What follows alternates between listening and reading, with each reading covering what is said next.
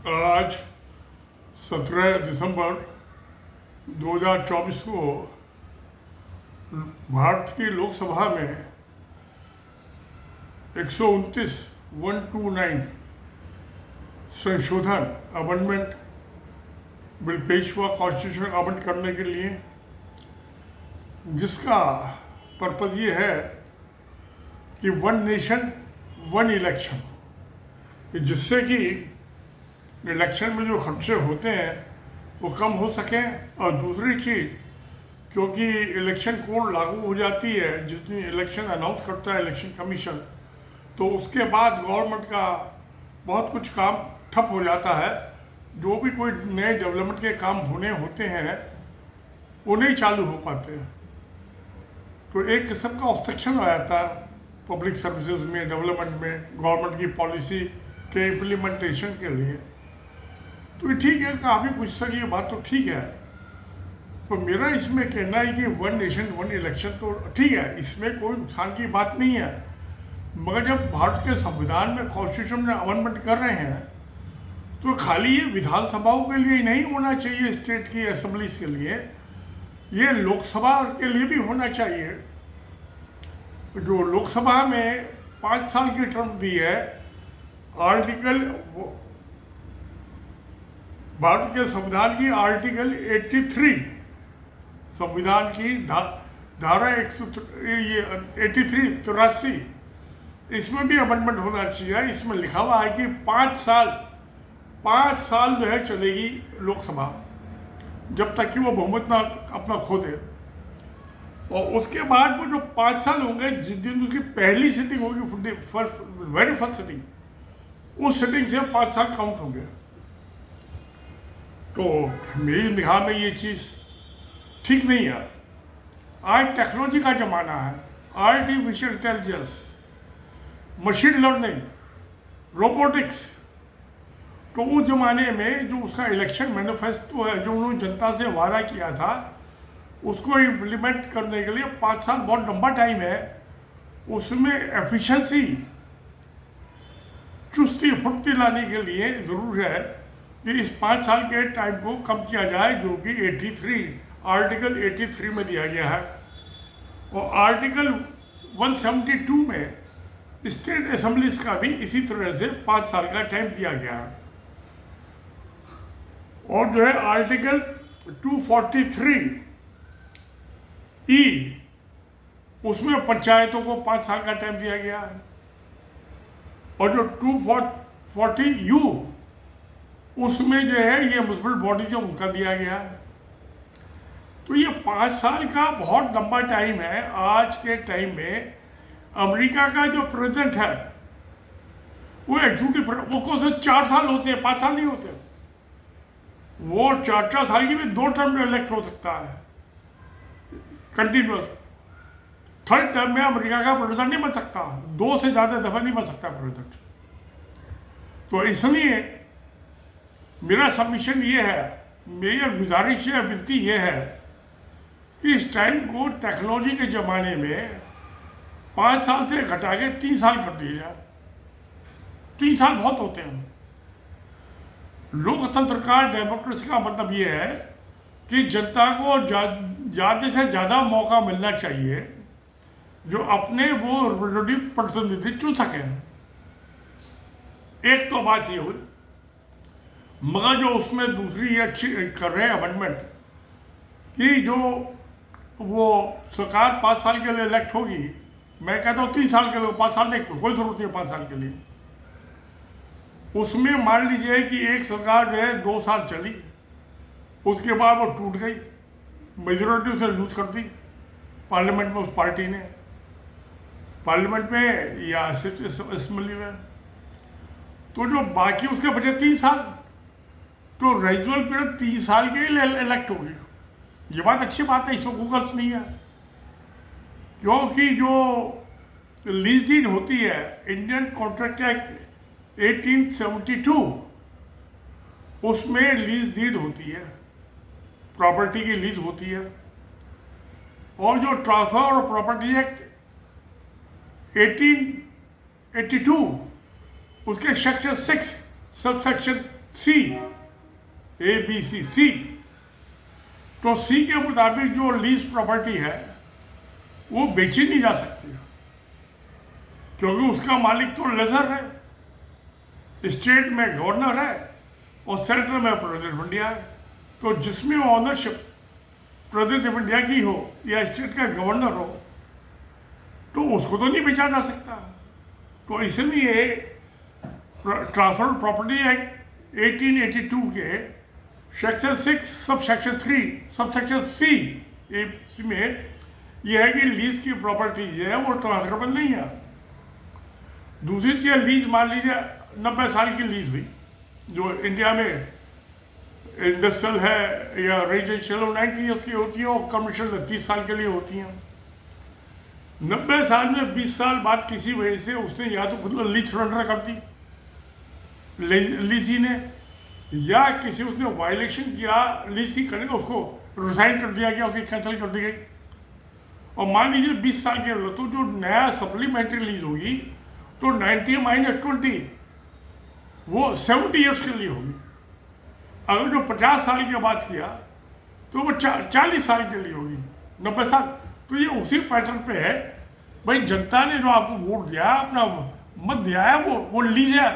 आपकी जो सरकार है या पार्लियामेंट असेंबली वो लीज पे है 5 साल के लिए, तो उस लीज पीरियड को 5 साल से घटा के 3 साल कर दिया जाए।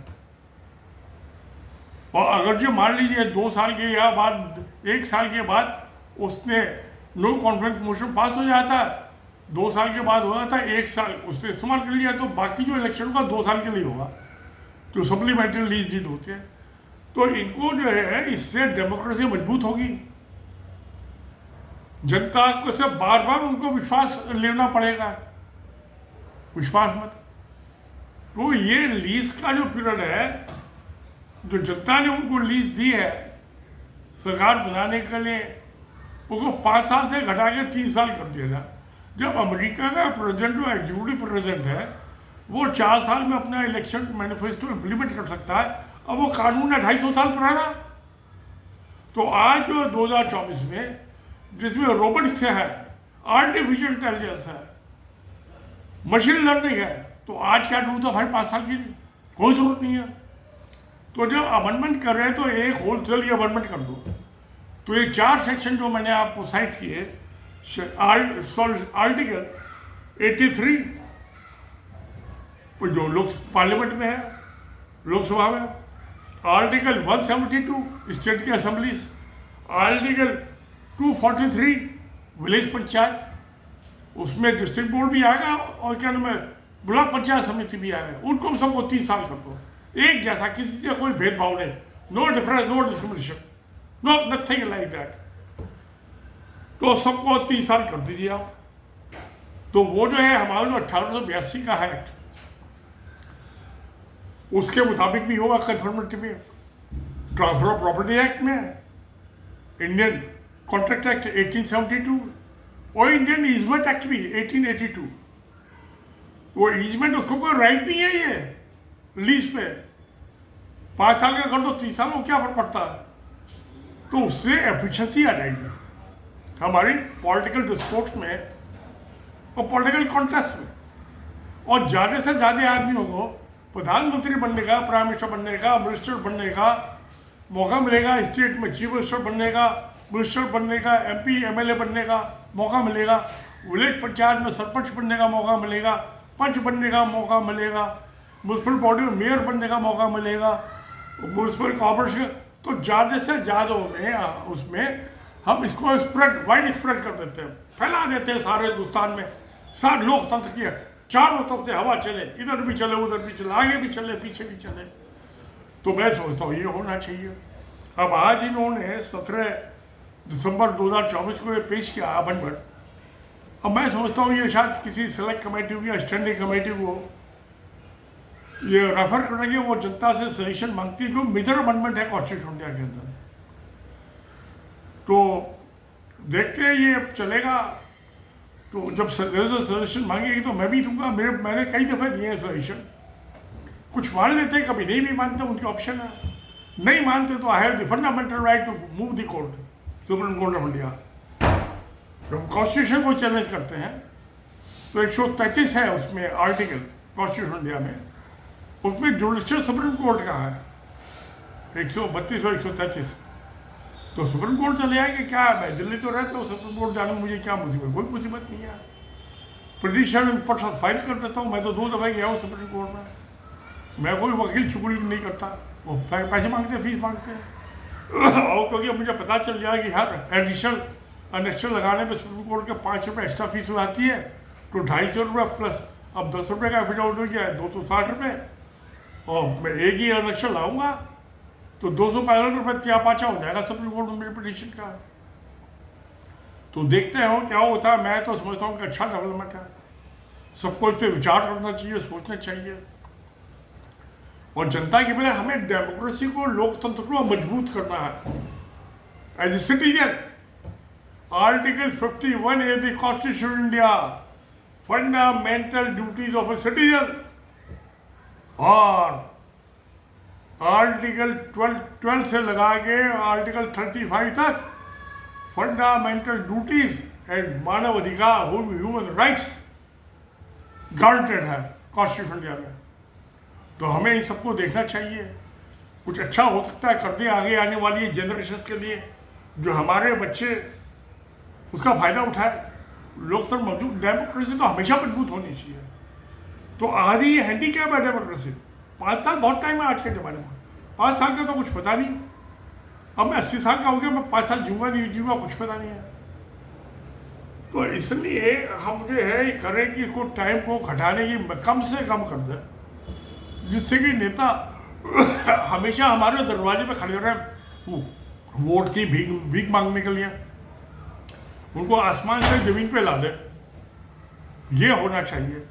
तो डेमोक्रेसी को मजबूत करने के लिए ये बहुत जरूरी। नहीं करेंगे तो ये होगा जो बंगला वहाँ पे हुआ था श्रीलंका में, जनता घुस गई प्रेसिडेंट के घर के अंदर, बांग्लादेश में जनता घुस गई प्राइम मिनिस्टर के घर में, दोनों को भागना पड़ा। तो अगर जो नहीं करेंगे काम को ये, तो जनता घुस जाएगी इनके घर पर भी, अपनी जान बचा के भागेंगे कहीं, नेपाल भाग के जाए, चीन भाग के जाए, जहाँ मर्जी है वहाँ जाए, हमको क्या लेना देना। जनता को तो अपने अधिकार चाहिए। तो fundamental duties of citizen, article 51 ए में मैं जितनी भी चिट्ठी लिखता हूँ, मैं लिखता हूँ submitted under article 51 A of the constitution of India, discharge of fundamental duties of a citizen. मैं कभी में अपना राइट क्लेम नहीं करता, फंडामेंटल मैं राइट नहीं क्लेम करता, कर सकता हूँ, कॉन्स्टिट्यूशन में है, और आर्टिकल 12 से लगा के आर्टिकल 35 तक। तो मैं समझता हूँ बहुत से आदमी भी देखेंगे इसको क्या करते हैं। मेरी तो विनती है, हाथ जोड़ के विनती है सबसे, भाई एक को लोकतंत्र को मजबूत करो, डेमोक्रेसी को मजबूत करो। ये सारे पॉलिटिशियन चोर हैं। 30-35% तो अपने आप ही एफिडेविट देते हैं नॉमिनेशन के साथ कि हमारे against the criminal cases pending है। तो इनसे कोई अच्छे काम की उम्मीद मत करो। इसलिए इनको जो ये खुराफात का टाइम है, को जितना कम दो टाइम दो उतनी कम खुराफात होगी, करप्शन भी कम होगा, क्राइम भी कम होगा। तो इसलिए मैं समझता हूँ कि इसको 3 साल करना एक मुनासिब चीज़ है।